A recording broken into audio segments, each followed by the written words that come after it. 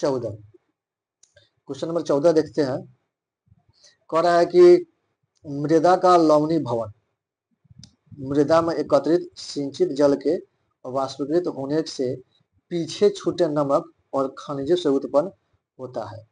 सिंचित भूमि में लवणी भवन का क्या प्रभाव पड़ता है? तो लवणी भवन को हम लोग बोलते हैं लवणीकरण। क्या बोलते हैं? लवणी भवन मतलब लवणीकरण। इंग्लिश में बोलते हैं सैलिनाइजेशन। क्या बोलते हैं? सैलिनाइजेशन बोलते हैं। तब लवणी भवन क्या है और किस संदर्भ में देखना है? सिंचित भूमि पर लवणी भवन की बात कर रहा है। किस पर? सिंचित भूमि पर। सिंचित भूमि मतलब वैसा भूमि जिस पर सिंचाई वगैरह हो रही है।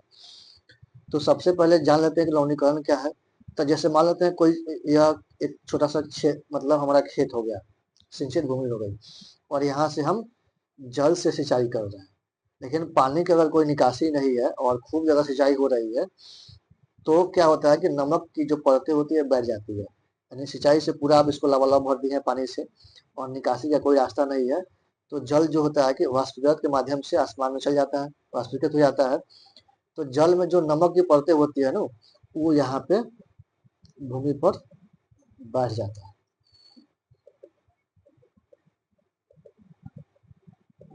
जो नमक की परतें हैं भूमि पर जम जाता है और यह सफेद मतलब व्हाइट व्हाइट करके सफेद सफेद करके पूरा परत बैठ जाता है और भूमि क्या होती है? कठोर हो जाती है। सफेद प्लस कठोर। सफेद होती है नमक के कारण और कठोर हो जाता है, जो भूमि की जो उर्वरा शक्ति है वो कम होने लगती है। तब भूमि की जब उर्वरा शक्ति कम होगी, उर्वरा शक्ति कति हो रहा है? कम हो रहा है, तो उत्पादन कति होगा?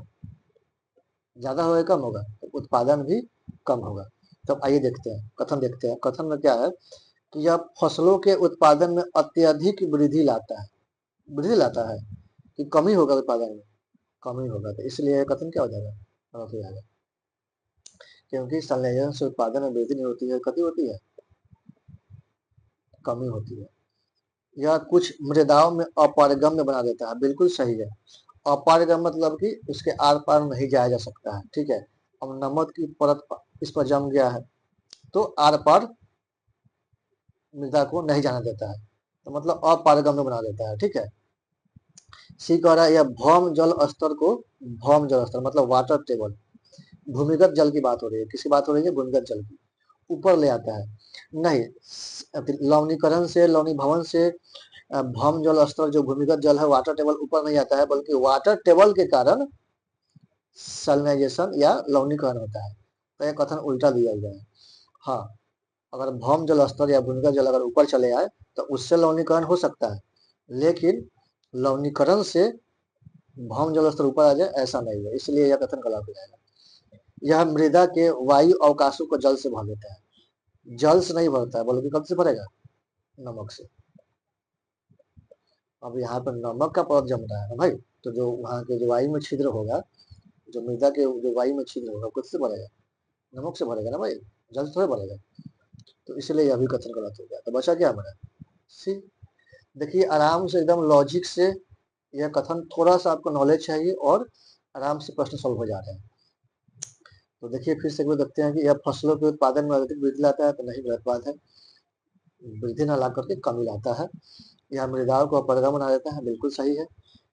यह भौम जल स्तर को, ठीक है। तो आपको समझ में आ गया होगा कि